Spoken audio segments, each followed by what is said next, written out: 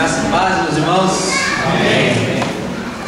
Prazer poder estar aqui nessa igreja em Campinas, falando um pouco sobre o que Deus tem colocado no nosso coração como família, e também sobre a Suécia em si, como as coisas têm acontecido lá naquele país e o que tem mudado, que muitos de nós já conhecemos um pouco da história, né?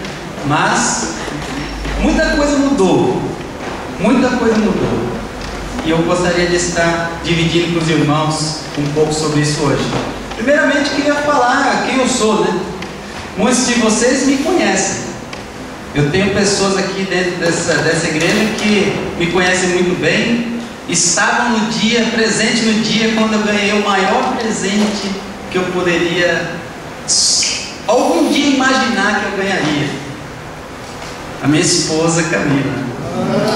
E a Jússi estava lá, junto com a gente, orando por nós, ajudando a gente, não é verdade, Camila? Então a Jússi está lá, foi testemunho ocular. Vamos orar assim. Mas a Jússi sempre foi muito amiga nossa, né? Sempre está perto da gente, então foi um dia muito especial aquele. O dia que eu ganhei meu maior presente. Então, eu sou Silas, eu nasci lá na zona norte de São Paulo, e cresci lá em São Paulo mesmo, né? Meu pai, ele trabalhava em uma das nossas igrejas, lá no Lausanne Paulista, São Paulo. Então, talvez se você foi em acampamentos ou mobcons, essas coisas, tinha um grupo que fazia bagunça e não deixava ninguém dormir, eu estava no meio. Confesso o meu pecado. Mas eu cresci assim, né, conhecendo a palavra de Deus, mas chegou um tempo que eu também tinha que decidir sobre o que eu queria, sobre o que eu tinha aprendido e se eu queria seguir esse Deus maravilhoso, esse nome, como o pastor Léo bem colocou hoje, esse nome poderoso. E eu decidi entregar minha vida para o Senhor, para esse nome, seguir, ser um seguidor de Cristo. Assim também a Camila fez, né? Logo cedo, quando nós nos encontramos com 17 anos, né, que a gente tinha, eu conheci uma menina diferente, uma pessoa também que queria fazer algo para Deus, não queria simplesmente ficar. Eu achei que ela ia querer ficar comigo. Quem sabe o que é ficar? Todo mundo sabe, né? É que na minha época não era ficar, era diferente, né? Eu achei que ela ia querer ficar comigo. Então ficar para mim era fácil, né? Conversava e já ia beijando e tal. Rapaz, não foi daquele jeito aquele dia. Foi totalmente diferente. Falou, peraí, vai devagar. Vamos conversar, vamos orar, ver o que Deus fala pra gente. Falei, orar? Pode orar para essas coisas? Deus foi me ensinando, né? Me moldando, me ajudando. E eu fui crescendo e demorou até chegar o dia. E foi aqui nessa cidade de Campinas, o primeiro beijo. Então, Campinas é um lugar especial, um lugar muito especial. E também é o lugar que ela nasceu. A Camila nasceu em Campinas. Então essa cidade aqui me deixa muito alegre, né? Me faz respirar bons ares. E a igreja aqui de Campinas eu conheço também de uns bons anos. Meu cunhado e minha irmã, eles moraram em Campinas a partir do ano de mais ou menos 88, 87, 88. Eles moravam aqui em Campinas por alguns anos, acho que 10, e eu vinha visitá-los, então eu acabava vindo aqui à igreja no Bonfim também. O pastor Paulo Felipe, lá de Sorocaba, e a Sueli, a minha irmã, né? Então eu vim aqui algumas vezes, eu conheci algumas pessoas da igreja, então a gente estava aqui de uma certa forma. Meus filhos, a Ana e o Marcos. A Ana tem 11 anos e o Marcos tem 6 anos. Eles também estão junto com a gente, né? Tem a fé em Cristo, estão aprendendo a cada dia andar em fé também, como família, como filhos de missionários, aprendendo também a cada dia sobre a fé. E esse é essa minha pequena história, né? Pequena história de vida. E Deus falou comigo, com a Camila, muitos anos atrás, mais ou menos 20 anos atrás ainda, quando a gente não era casado ainda, sobre a Suécia. E Deus vem tratando o nosso coração. A gente fez algumas coisas para nos preparar para esse momento, né? Como por exemplo, aprender a língua, estudar no seminário, né? E fazer essas coisas. Deus foi ajudando a gente foi se preparando. E hoje a gente chega num momento, como eu falei para alguns aqui, quase no fim assim de um processo que vem demorando bastante tempo. Mas Deus tem sido fiel, tem cuidado de nós como família, e nós louvamos ao Senhor por isso. Agradecendo essa igreja, porque essa igreja tem certeza que já tem orado por nós, né? Tem orado pela Suécia, tem orado para que Deus faça algo diferente também ali naquele país. Então, nosso muito obrigado. Eu tenho esse slide aqui que começa com esse tempo de retribuir. E essas duas palavras significam coisas profundas. Primeiramente, tempo quer dizer que os tempos mudaram. Quem já ouviu falar essa expressão aqui? Os tempos são outros. Já ouviu alguém falar isso aí? Os tempos mudaram. As pessoas sempre comentam, né? Antigamente era dessa forma, agora é diferente. Os tempos mudaram. Tudo está diferente. Tanto aqui no nosso país, do jeito que nós crescemos, do jeito que nós aprendemos, muitas coisas estão diferentes. Na Europa, da mesma forma, muita coisa mudou. E retribuir quer dizer que nós, como Brasil, chegamos a ganhar muitas coisas. Tanto é que essa igreja aqui foi fundada, né, como nós já falamos anteriormente, por um missionário sueco, lógico, com sua família, estavam aqui trabalhando e se esforçaram, plantaram essa igreja, e essa igreja, esse evangelho que a igreja prega, chegou até nós, até o nosso coração, e hoje nós sentamos aqui em decorrência então de um trabalho missionário, de pessoas que se dispuseram a fazer algo para Deus, e isso chegou até nós. Então hoje, nós que recebemos tanto, podemos oferecer também algo para as outras pessoas, especialmente para a Suécia. E nós vamos ver também um pouco sobre a necessidade que eles têm. Eu que mudo, né? Eu sou acostumado a pedir para mudar. Vamos ver se eu sou fera nesse aqui. Aí.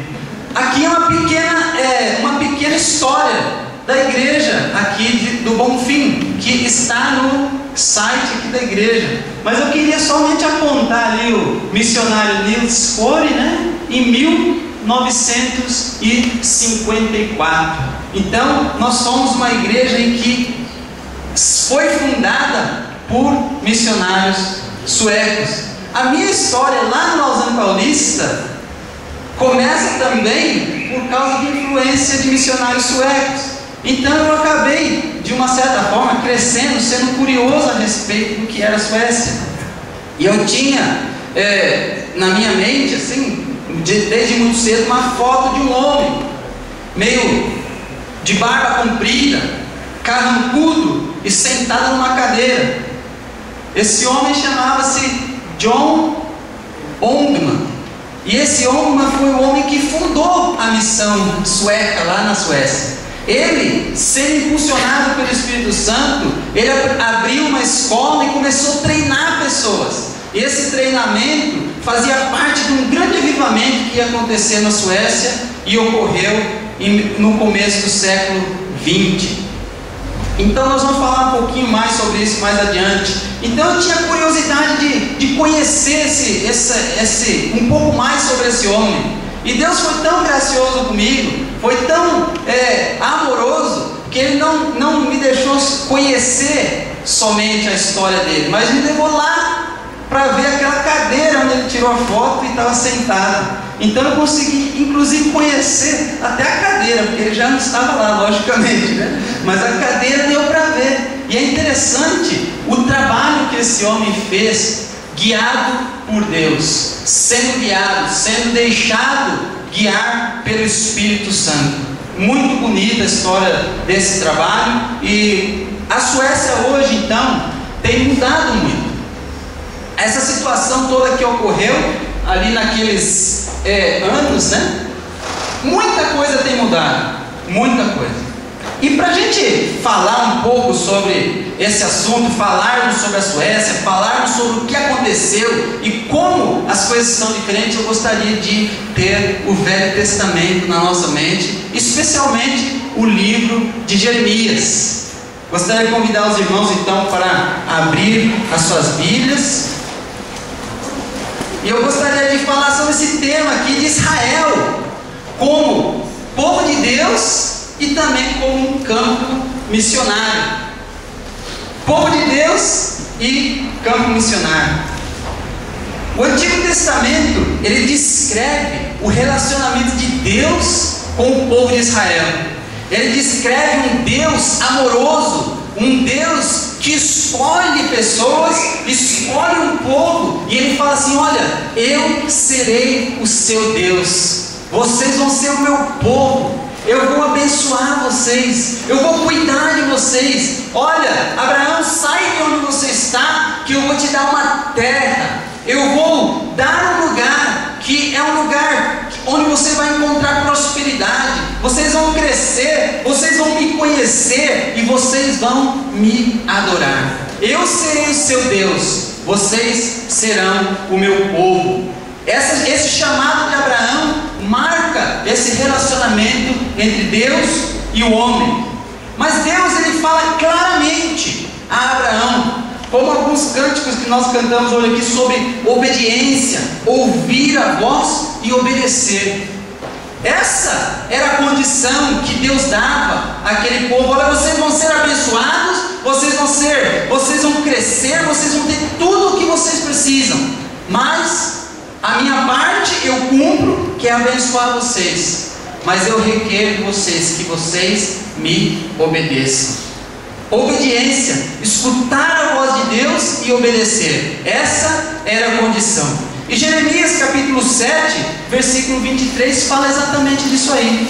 Fala sobre essa condição que Deus tinha já colocado lá no Velho Testamento, lá no começo, entre Deus e Abraão, entre Deus e Moisés. Ele tinha já falado isso para o povo: vocês devem me obedecer. E aqui ele está repetindo mais uma vez, através do profeta Jeremias.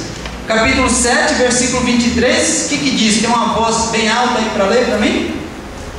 Mas isso lhes ordenei: dai ouvidos à minha voz, e eu serei o vosso Deus, e vós sereis o meu povo. Andai em todo o caminho que eu vos mandar, para que vos vá bem. Você vê, Deus estava prometendo algo aí para o povo.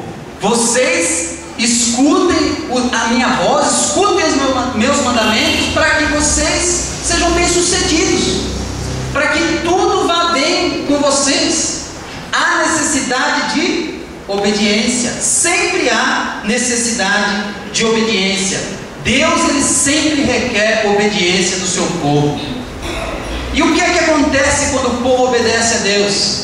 Eles experimentaram o favor de Deus. Foi assim quando eles atravessaram o Rio Jordão e chegaram diante de Jericó. Deus derruba aquelas muralhas, Deus começa a ajudar aquele povo. Ele estava com aquele povo no decorrer de toda a conquista da terra. O povo vai conquistando a terra e Deus está com eles. Deus está abrindo as portas, está prometendo, está cumprindo o que Ele prometeu àquele povo. Amém? O povo de Israel, ele chega na terra e experimenta a bênção de Deus, porque eles estavam em obediência. Mas de repente as coisas começam a mudar e a história do povo de Israel começa a ter um ciclo que aparentemente não para, um ciclo de obediência, bênção e de repente desobediência, opressão de um povo ou alguma situação que eles começaram a perder tudo que eles tinham e de repente eles clamaram a Deus de novo e Deus mandava uma libertação. Aí eles experimentavam bênção, depois eles desobedeciam depois eles sofriam, depois eles pediam de novo perdão, e aí parece que um ciclo começa na vida do povo de Israel. E aqui, quando Jeremias ele começa a pregar, ele começa a falar, ele está vivendo um momento, o povo de Israel está vivendo um momento de desobediência. Eles estavam longe da vontade de Deus, eles estavam fazendo o que Deus não queria, por isso estavam sofrendo grandemente. O profeta Jeremias, ele profetizou por mais ou menos 41 anos, entre 626 e 586 antes de Cristo, mais ou menos 2.600 anos atrás. E o interessante que eu noto nisso é que, mesmo sendo uma palavra proferida há mais de 2.000 anos atrás, ela continua sendo atual e relevante para os nossos dias. O Senhor Jesus, ele falou algo que confirma isso. Ele falou que os céus e a terra passariam, mas as suas palavras nunca passariam, amém? A palavra do Senhor, ela é atual, ela é viva, ela fala conosco, ela nos ensina. Então, o profeta Jeremias, ele agora estava nessa situação, um povo desobediente, sofrendo um castigo, uma correção que Deus estava dando àquele povo. Está ali Jeremias no meio dessa situação. As profecias de Jeremias, elas começam a revelar alguma coisa que tinha acontecido com o povo, e o povo não estava percebendo. O povo não estava percebendo que eles tinham feito coisas que estavam desagradando ao Senhor. Tanto é que o povo, no capítulo 7, mesmo os irmãos podem ler nas suas casas, o povo, ele ia ao templo, ele adorava a Deus, entre aspas, mas eles estavam fazendo uma adoração que não partia do coração deles. Eles estavam praticando coisas que Deus não tinha mandado eles praticar. Eles estavam achando que eles mesmos poderiam resolver a situação. Eles estavam usando a sua própria mente. Eles não estavam usando o seu espírito.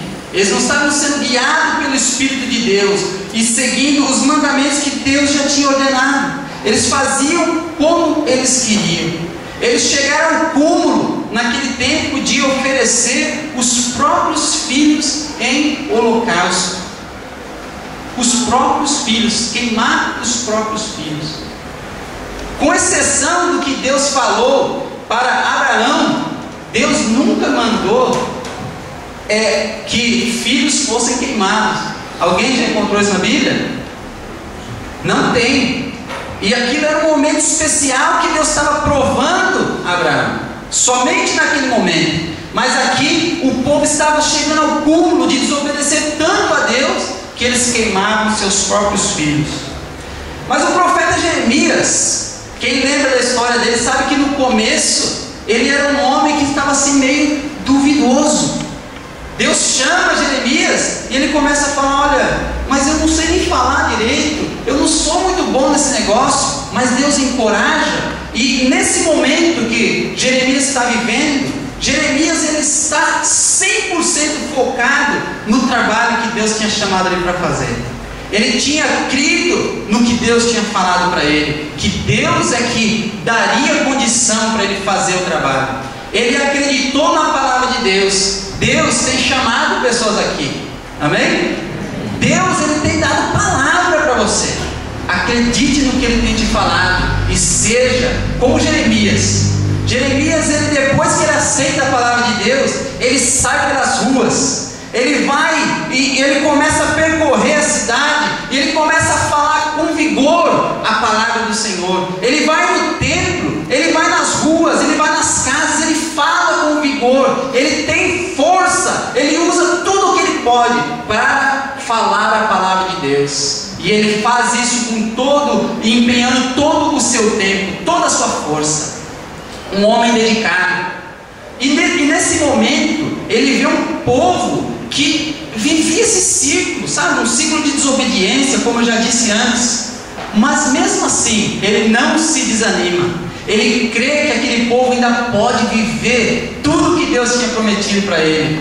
Ele crê, mesmo vendo um povo fazendo coisas erradas, ele crê que Deus ainda pode dar para eles promessas que ele tinha feito tantos anos atrás. Ele queria, não só sabia que Deus podia dar, mas ele queria ver as bênçãos de Deus sobre aquele povo. Por isso que ele gasta toda a sua força, ele se empenha, ele dá a sua vida, ele corre de um lado para o outro para ver as bênçãos de Deus sobre aquelas pessoas. É assim que eu e você temos feito para as pessoas que não conhecem a Deus, pessoas que estão fora, não conhecem esse nome poderoso. É assim que eu e você temos empenhado nossa vida, como Jeremias, com toda a sua força. Ou a gente está deixando isso para quando a igreja organiza um evento de evangelismo? Como que a gente está fazendo? A gente está usando toda a nossa força ou não? O que estava acontecendo com o povo ali naquele momento era algo que marcava o relacionamento deles com Deus de uma forma muito negativa. Eles estavam fazendo basicamente 3 coisas que eu gostaria que os irmãos abrissem aí as suas Bíblias no capítulo 2 agora, de Jeremias. Eles faziam 3 coisas que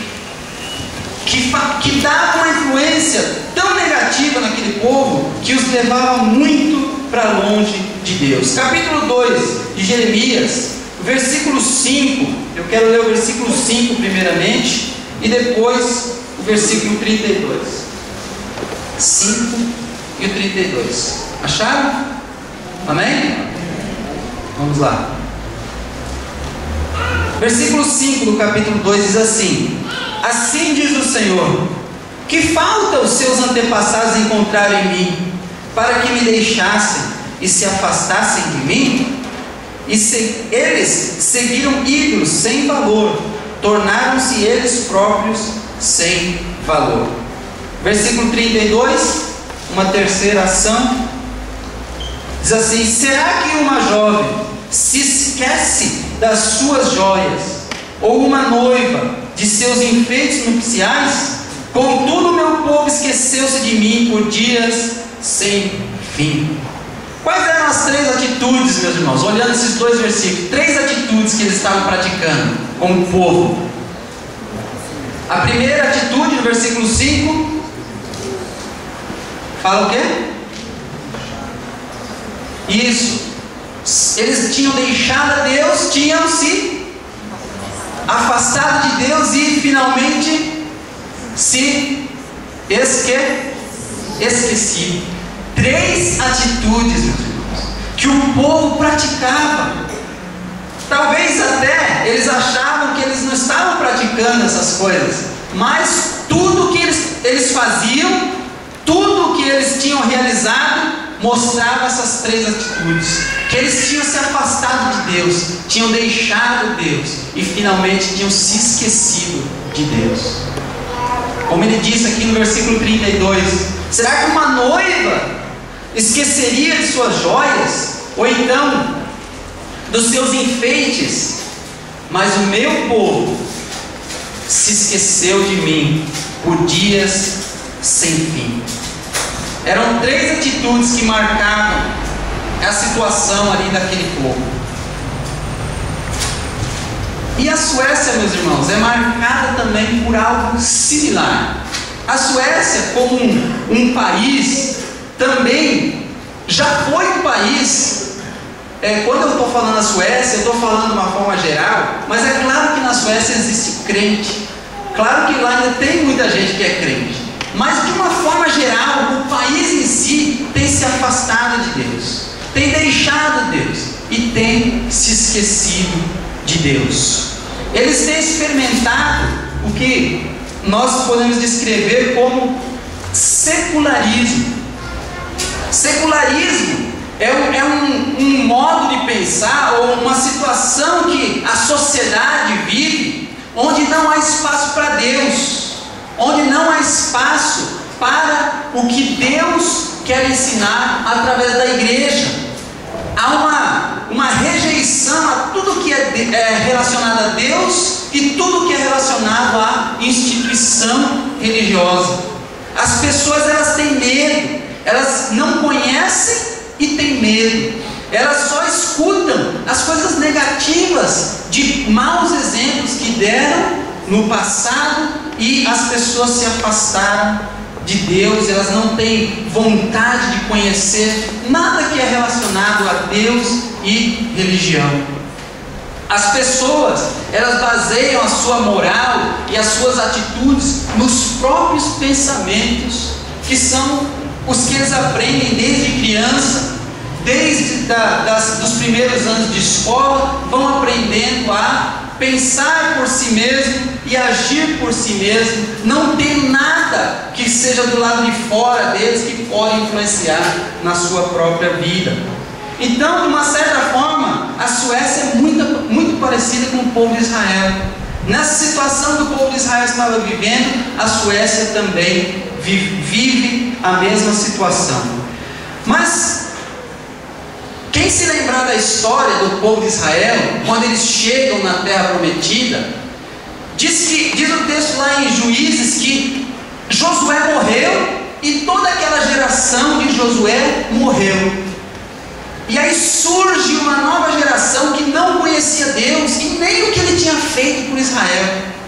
Simplesmente surge uma nova geração.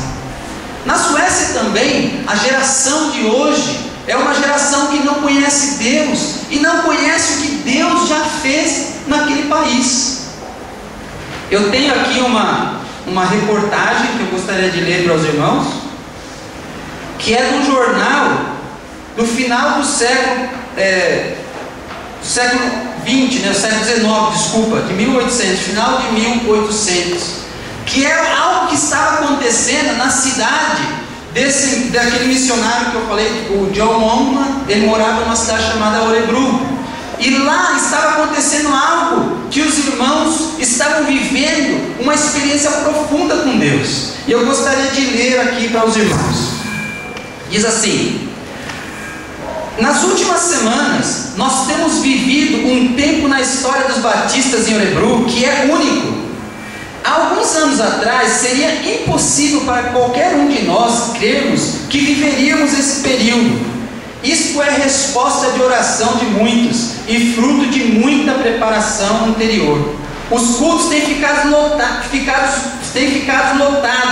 e o Espírito Santo tem estado presente poderosamente. O Senhor tem falado conosco como nunca, especialmente aos crentes. Os cultos têm ficado tão lotados que ficam cheios de gente todas as vezes, e muitos têm de voltar para suas casas, pois não é possível até mesmo entrar nas igrejas.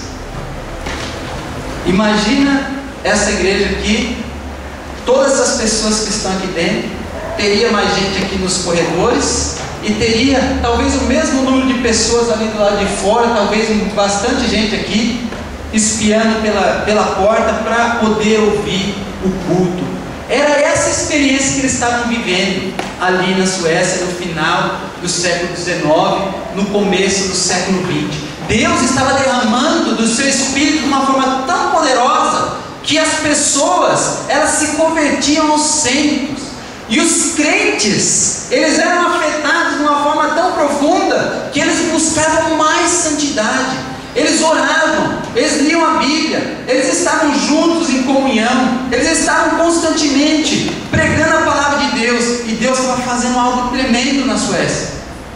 Tanto é que a partir então do século XX, 1912 especificamente, missionários começam a ser enviados aqui para o Brasil, e mais de 100 deles vieram e abençoaram o nosso país, sendo um deles, como nós já dissemos, um que fundou essa igreja aqui. Deus fez algo tremendo ali naquele país. O Espírito Santo de Deus estava presente em todas as reuniões, e as pessoas estavam sendo tocadas, muitos ganhavam dons, outros eram curados. Eles chegaram ao ponto de experimentar abrir casas em 2 cidades na Suécia, que eram chamadas casas de oração, onde as pessoas iam levar os doentes da cidade para que eles recebessem cura. Você teria coragem de abrir uma casa de oração dessa e falar: vem aqui que eu vou orar e você vai ser curado? Eles abriram 2 casas, uma nessa cidade em Örebro e outra numa cidade perto chamada Norrköping.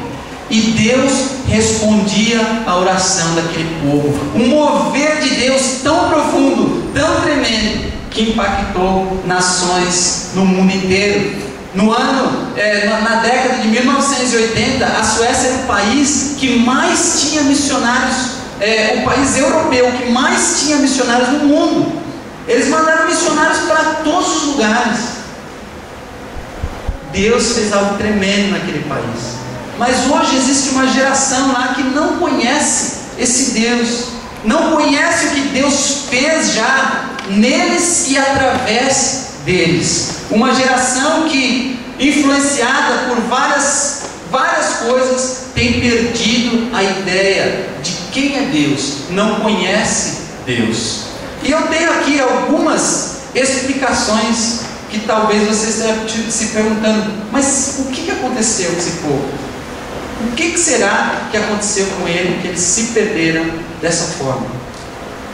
Eu sei que é difícil explicar, mas existem algumas coisas que influenciaram, e eu chamo essas aí de influências más influências na sociedade. E uma das más influências foi Albert Einstein. Como que esse homem atrapalhou o cristianismo na Europa e de uma certa forma no mundo todo. Albert Einstein ele falou sobre uma teoria, não falou? Quem que é bom aí de física, né? Quem é? Teoria da relatividade. Olha que esperto, estava esperto, foi na escola, né? Teoria da relatividade. E como que isso influencia a nossa vida? Tudo é relativo. Antes de Einstein, havia outra teoria que falava sobre absolutos. Existe verdade absoluta. E nós hoje aqui pregamos e já falamos sobre um nome. Qual é o nome que é absoluto? É o nome de Jesus. Jesus ele falou assim: olha, eu sou um caminho, uma verdade, uma vida. Se você quiser, não? O que é que Jesus falou? Jesus não falou isso. Jesus falou: eu sou o caminho, a verdade, eu sou a vida. Não existe outro caminho ao Pai senão por mim. Isso é absoluto, não é verdade?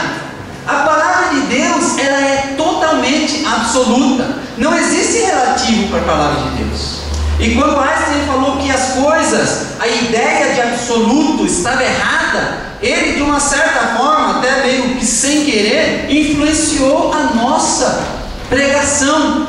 Então eu e você hoje saímos aqui na rua e começamos a falar de Deus para as pessoas. E nós contamos o que Deus fez na nossa vida, falamos da nossa história e falamos: olha, Jesus ele é o caminho, ele é a verdade, ele é a vida. Daí a pessoa fala assim para você: isso é relativo, é bom para você, mas não é bom para mim.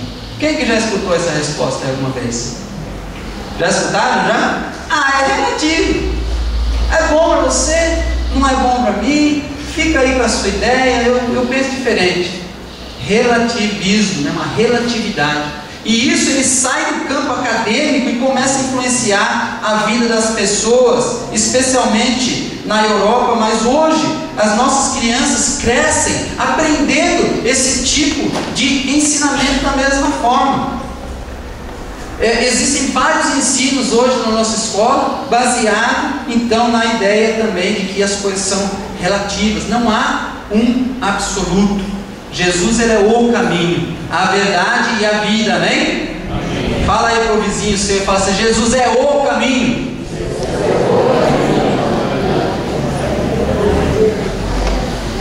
Mas existem mais pessoas. E será que eu apertei alguma coisa errada?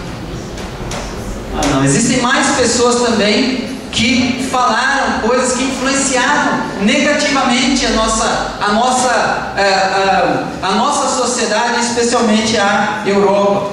Darwin, ele explicou como existem todos os seres vivos, como o mundo existe hoje, sem mencionar a ideia de um Deus criador, desafiando então o ensinamento bíblico.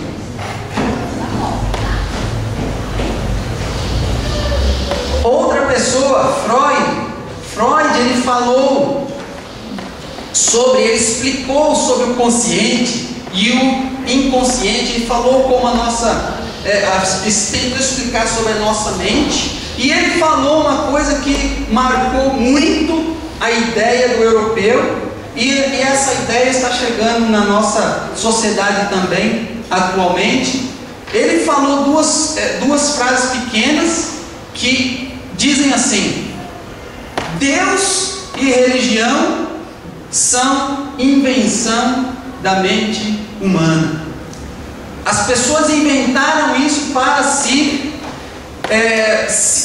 Quando a pessoa está passando uma dificuldade, ela precisa se consolar. Então as pessoas inventaram Deus e religião para se consolar em momentos de dificuldade. Duro escutar? Mas é o que eles explicaram, é o que eles falaram. Vamos ver se tem mais.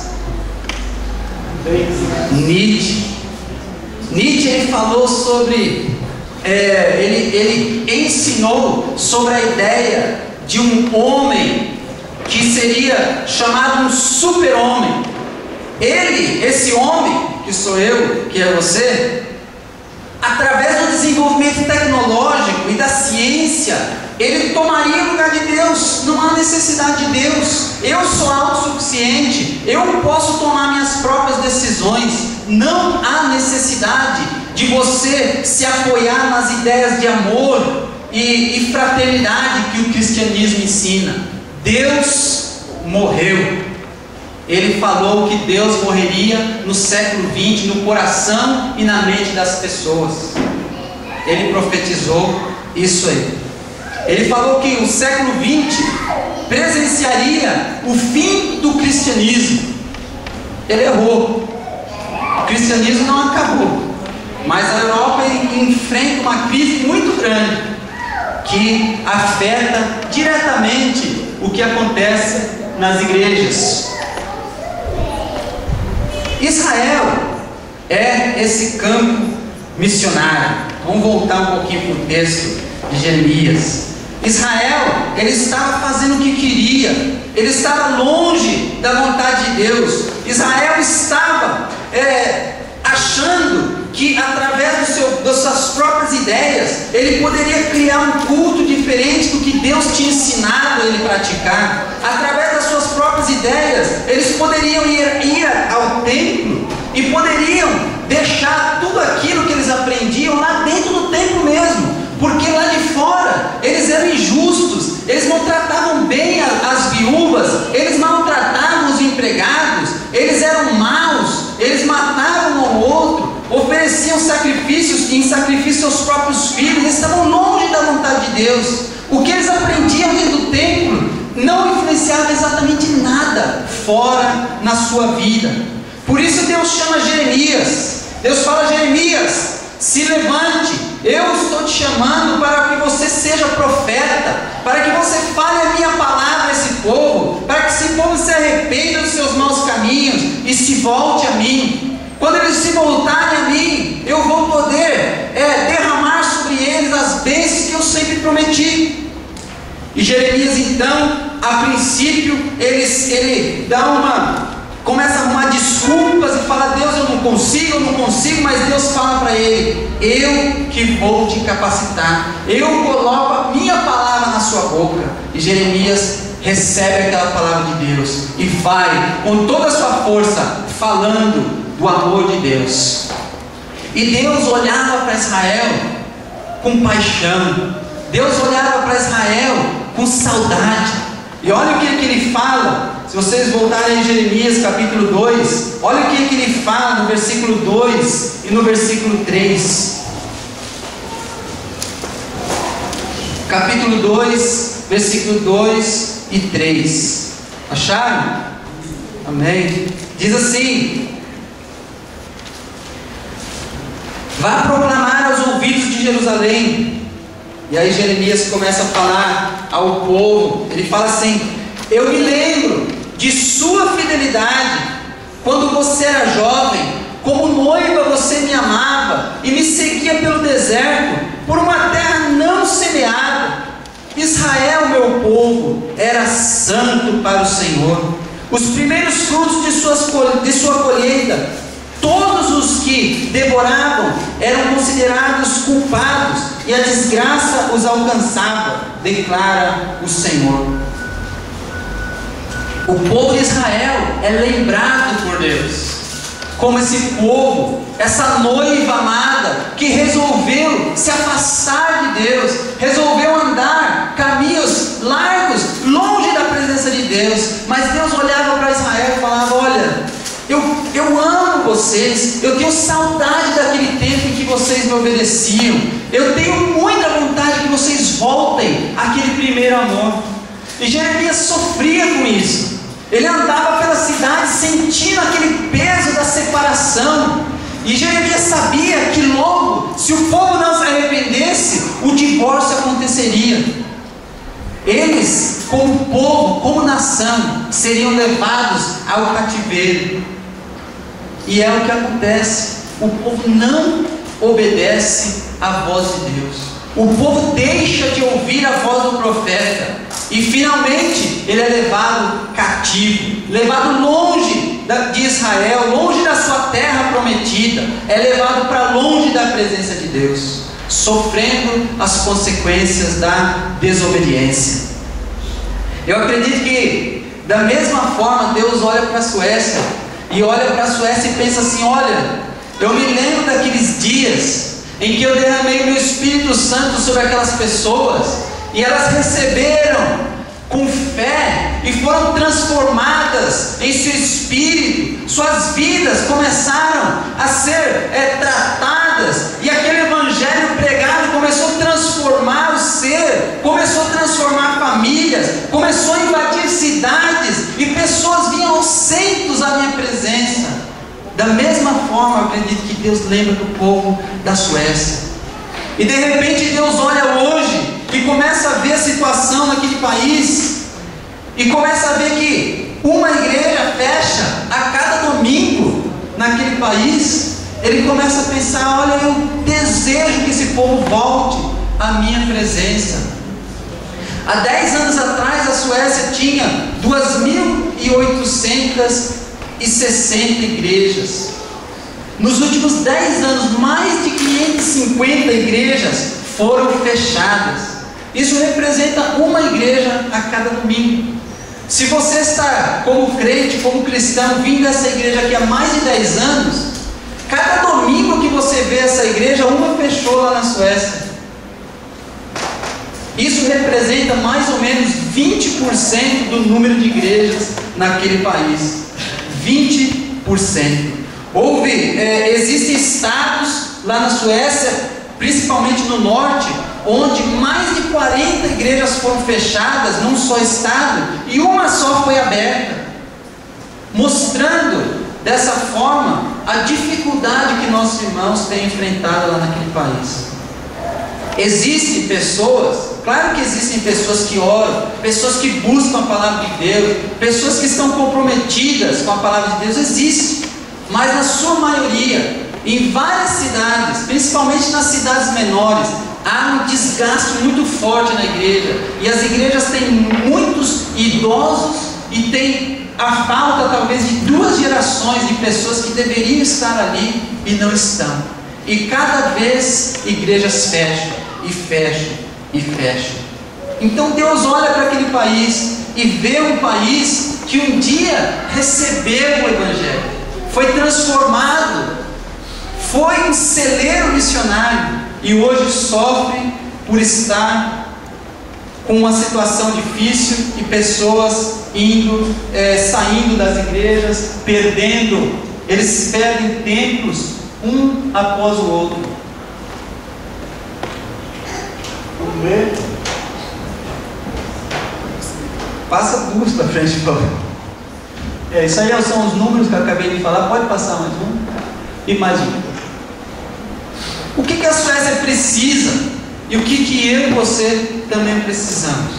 Nós precisamos conhecer, e a Suécia especificamente precisa conhecer o arrependimento. É o que Jeremias fala o tempo todo na sua profecia.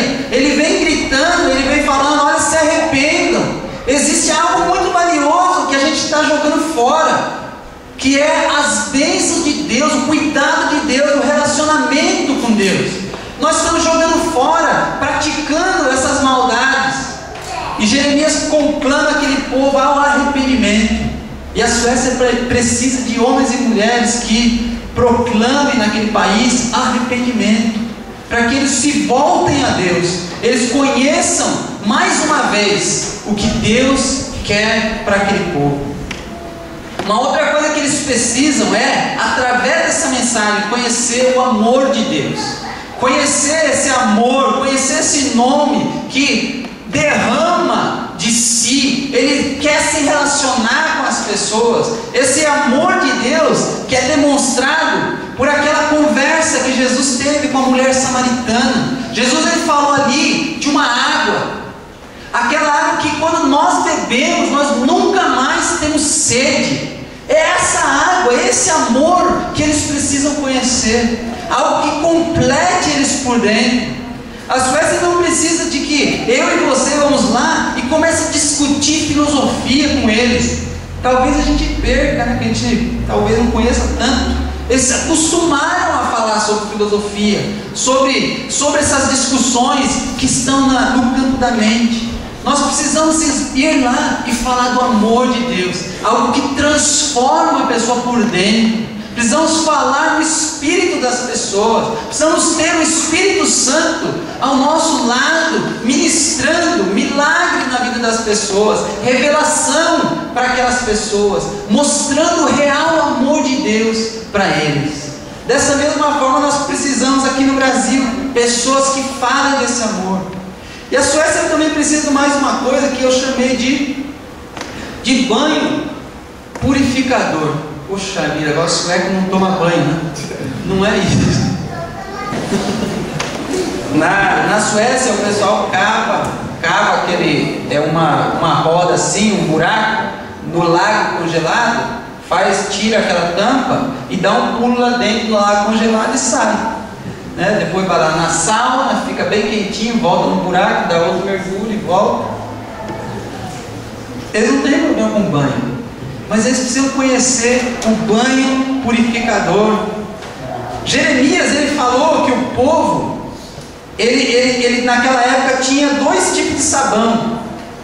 A Camila tem a versão que fala dos dois nomes do sabão, é Jeremias 2:22.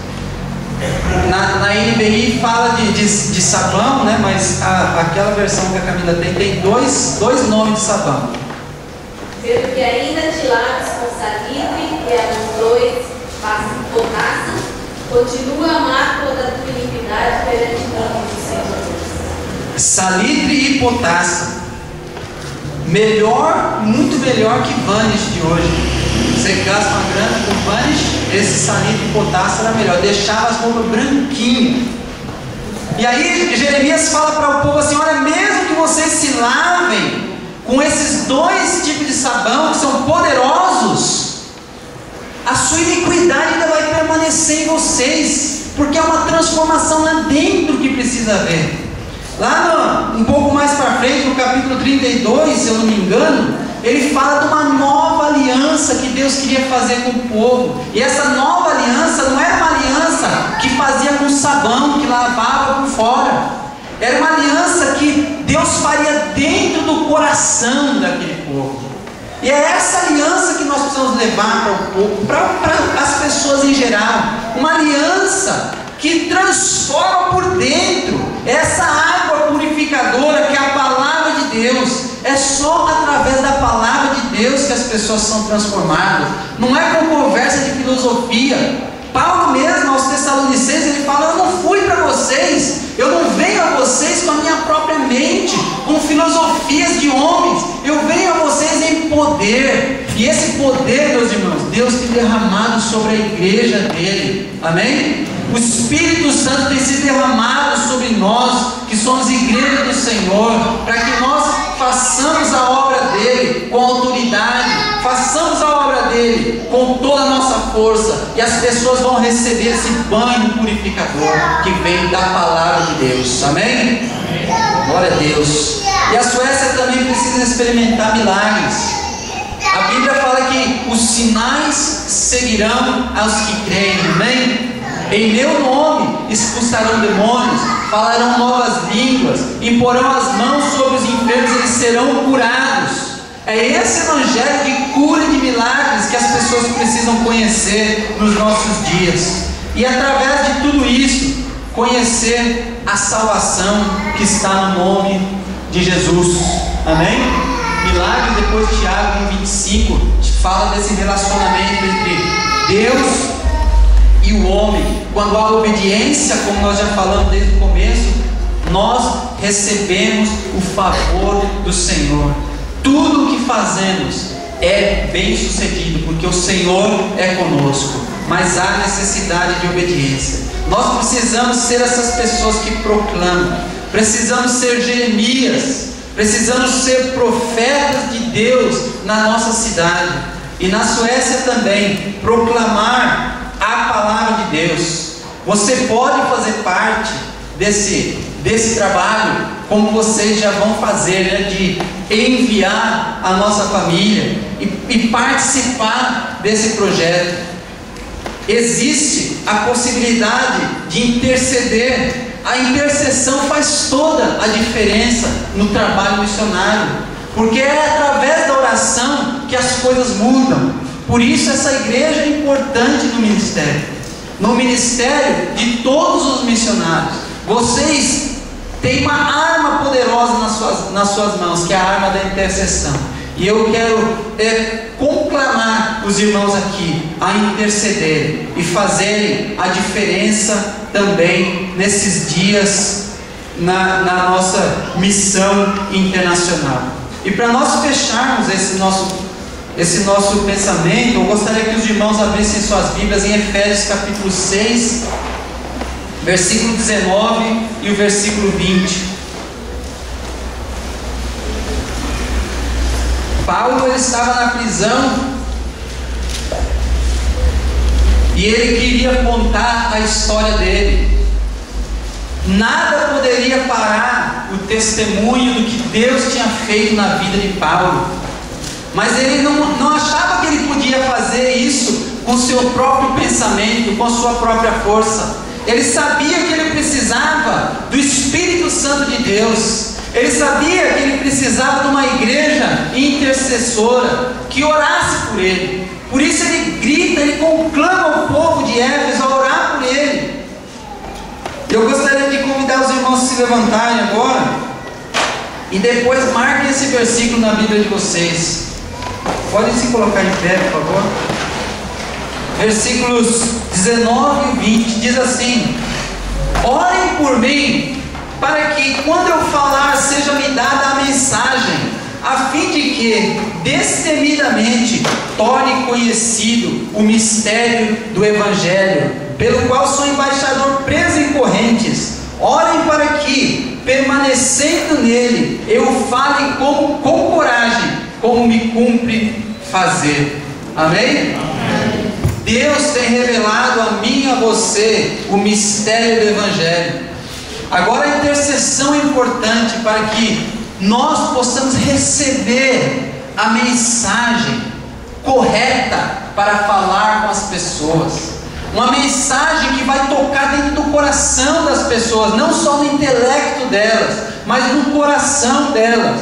Por isso precisamos estar orando. Paulo sabia disso. E agora essa igreja também tem marcado no coração dela que nós precisamos interceder. E você, como igreja aqui no Bonfim, tem uma tarefa muito grande. Eu fiquei muito impressionado e admirado com o trabalho do pastor. Gostaria de parabenizar o trabalho que você já tem feito, né, aqui publicamente. Já falei para o pastor Léo, mas queria falar de novo, né? Pastor Itamar também. Parabéns. E eu gostaria de ver um monte de Jeremias aqui na igreja. Um monte. E essa palavra é para vocês, meu irmão. Talvez o tema da Suécia, ele é interessante, é importante saber a situação que eles estão vivendo e vocês fazerem parte disso, tanto enviando, como contribuindo, como orando, mas vocês têm todo o campo aqui dessa cidade. E Deus quer levantar Jeremias aqui nessa igreja. Jeremias que vão escutar o chamado de Deus.